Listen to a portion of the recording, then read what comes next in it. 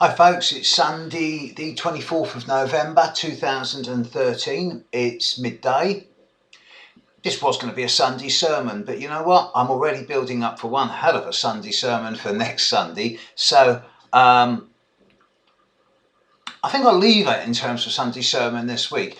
But I do want to start prepping the world. This coming week, it's not a time for big action or decision because there's a big build-up coming. It's not starting yet, except for a few people, but it's brewing big time. And once we're into the start of December, we get, in the first 8 days of December, we get the Sagittarius new moon trine Uranus, Mercury leaving Scorpio and moving into Sagittarius, and Mars leaving Virgo and moving into Libra. At the same time, all things being equal, we should get a rather spectacular light show because I think Comet Ison is finally going to start coming up with the goods.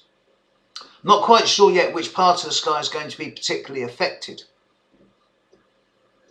But it is going to be, theoretically, providing it gets around the sun without exploding, which is sort of more than 50%, then come the first week of December, we should start seeing a really good light show just around sunset. Just after sunset. So December's going to be interesting. In between now and then, I'm just going to do basically a few educational videos. I've got other things that I'm brewing with, which I'll announce in a week or so. Today, midpoints. Astrological midpoints. What are midpoints? Midpoints are the exact halfway point between 2 points in your horoscope, whether these are planets or planets and mathematically worked out points such as the ascendant or midheaven. I'm not going to go into the whole theory of midpoints, how they work, why they work. To be honest, I don't use them that much. But there are some cases where I really focus on them. If I see a congested horoscope where all the planets are in 1/4 or 1/3 of the sky, or there's one planet outside of that, like a bucket shape, then I will look at midpoints big time.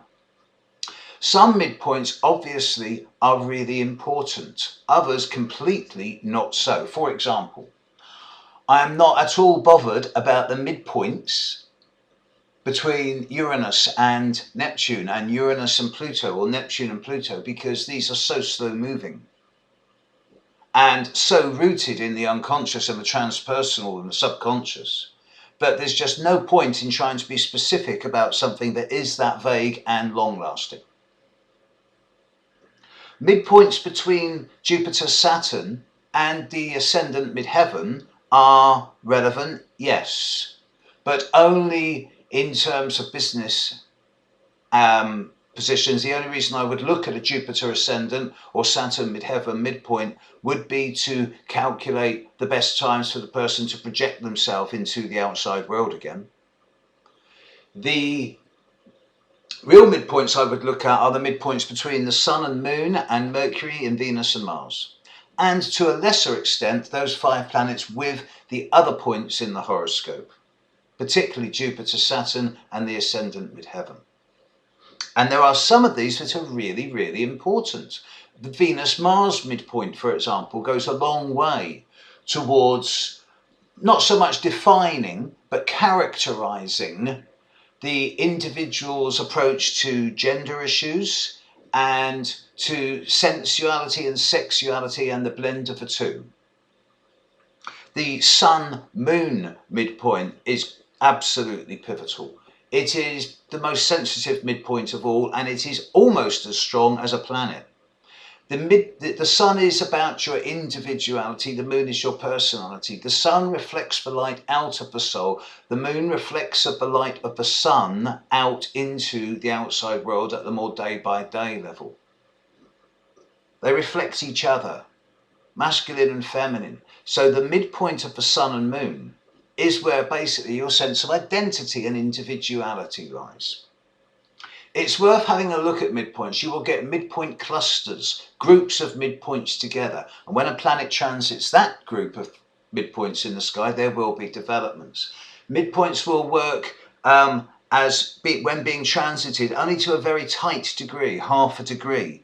But when you find concentration of midpoints, or when you find that one planet particularly is on top of a number of midpoints in your natal chart, then you have to pay that planet a lot more attention.